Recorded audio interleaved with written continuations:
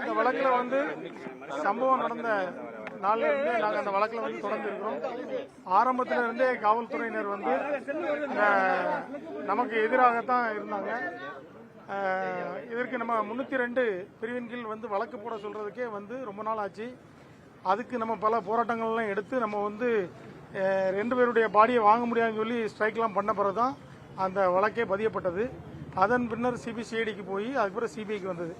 சிபிஐக்கு போன பிறகு வழக்கு ரொம்ப நேர்மையாக நீட்டாக போச்சு. அதுக்கு முன்னால் ஜஸ்டிஸ் பாரதிதாசன் அவங்களும் அந்த வழக்கினுடைய முதல் ஆரம்ப கட்டத்தில் விசாரணைகளை வந்து அந்த கமிஷன்லாம் வந்து மிக அருமையாக அந்த வழக்கை எடுத்து கொண்டு போனாங்க. இந்த வழக்கில் வந்து இன்றைக்கு வந்து அனைவரும் குற்றவாளிகள் என்று அறிவிக்கப்பட்டிருக்கிறது. உண்மையிலே எங்களுக்கு மகிழ்ச்சி. இந்த போராட்டத்திற்கு கிடைத்த வெற்றி கொஞ்ச நாளைக்கு முன்னாலே கிடைச்சிருக்கணும், கொஞ்சம் காலதாமதமாக கிடைச்சிருக்கு. இருந்தாலும் இது வந்து இவர்கள் அனைவரும் குற்றவாளிகள் தான். இவர்கள் வந்து ஒரு சாதாரண ஒரு செல்போன் கடை வச்சிருந்தது, கடையை அடைக்கிறதுக்காக லேட் பண்ணதுக்காக அந்த கோவிட் டைமில் அதற்காக அடித்து சித்திரவதை செய்யப்பட்டு கொலை செய்யப்பட்டவர்கள். அந்த பெனிக்ஸோட அந்த பாடியோட ஃபோட்டோ கூட அந்த டைமில் நான் எடுத்த ஃபோட்டோ கூட என்கிட்ட இருந்தது. அதில் பார்த்தீங்கன்னா பின்பகுதியில் முழுவதும் அதாவது தோலே கிடையாது. அந்த அளவுக்கு கொடூரமான ஒரு காட்டு முராண்டித்தனமான ஒரு தாக்குதலை இவர் நடத்தியிருந்தாங்க. இவர்களுக்கு ஏற்கனவே வந்து இவர்கள் மேலே எந்த வழக்குகளும் கிடையாது.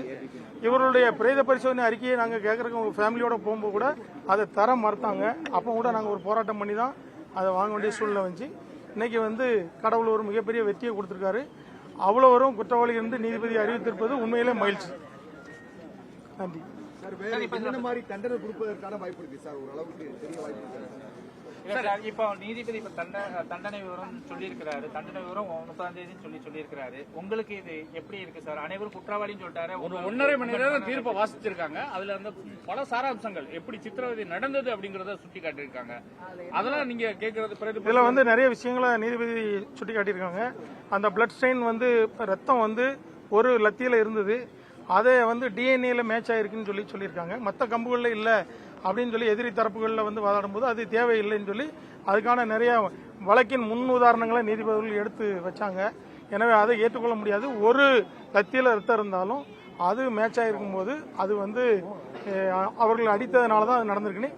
ரெண்டாவது, அங்கிருந்து அவர்கள் வந்து கோயில்பட்டி கிளை சிறைக்கு ஒரு தனியார் வாகனத்தில் கொண்டு சென்றிருக்கின்றார்கள்.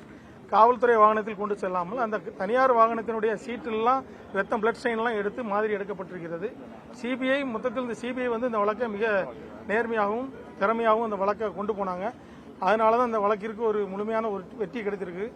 காலம் நீண்ட காலமாக இருந்தாலும் நேர்மையான ஒரு சரியான சாட்சிகள் மூலம் இந்த வழக்கு நிரூபிக்கப்பட்டிருக்கிறது என்பதை நீதிபதி சிசிடிவி ஃபுட்டேஜ் ஒவ்வொரு இடமா எல்லாத்தையுமே சொன்னாங்க. எந்தெந்த இடத்துலலாம் வந்து இது வந்து அவங்கள டினை பண்ணி சொல்லிட்டே வந்தாங்க. நன்றி, எல்லாருக்கும் நன்றி. மத்திய மாநில அரசுகளுக்கு ஏதாவது மத்திய மாநில அரசுகள் இவரை பத்தி இந்த அக்யூஸ்டை பத்தி அறிக்கை தாக்கல் பண்ணணும். அதுபோக நன்னடத்தை அலுவலர் அவர் வந்து இவங்களை பத்தி ஒரு அறிக்கை தாக்கல் செய்ய வேண்டும். இவருடைய மனநலம் சார்ந்த சோதனை நடத்தப்பட்டு இவர்கள் அக்யூஸ்டுகளுடைய மனநிலைமை குறித்து ஒரு அறிக்கை தாக்கல் செய்யப்பட வேண்டும் என்று சொல்லியிருக்காங்க. எல்லாருடைய தண்டனைகளும் நாங்கள் விரிவாக அறிவிப்பேன்னு சொல்லியிருக்காங்க. பெனால்டி அவங்களுக்கு பெனால்டி போடுறதுக்கு அவங்களுடைய சொத்து மதிப்பு, அவங்களுடைய கடைசியாக வாங்கின சம்பளத்தினுடைய அந்த சான்றிதழ்களை மாநில அரசு சமர்ப்பிக்கணும்னு சொல்லியிருக்காங்க.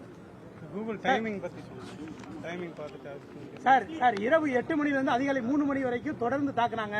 அவங்க திருந்தறதுக்கான வாய்ப்புலாம் கிடைச்சா அவங்க திருந்தலை அவங்க அப்படின்றதெல்லாம் சொல்லியிருந்தாங்களா? அதை கொஞ்சம் விவரமா சொல்லுங்க. ஆக்சுவலாக வந்து